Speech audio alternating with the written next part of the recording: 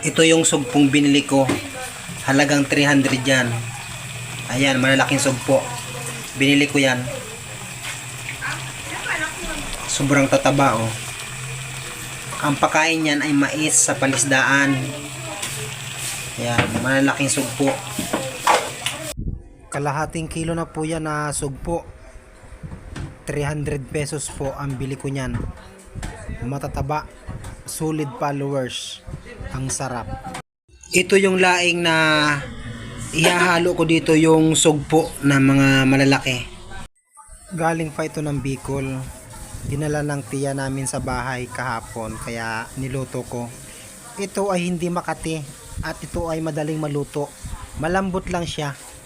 Siyempre ilalagay na natin itong hipon. Isa-isa. Ayan. Isa. Dalawa. Tatlo. Apat. Lima. Anim.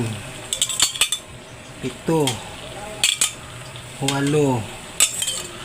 Siyam.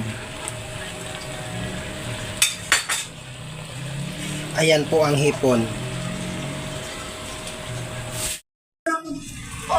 Ayan.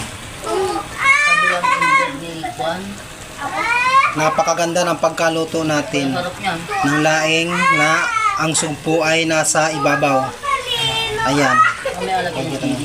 At ito naman ay ilalagay natin na sili pag malapit na siya maluto para maramdaman natin ang anghang sa ating mga labi.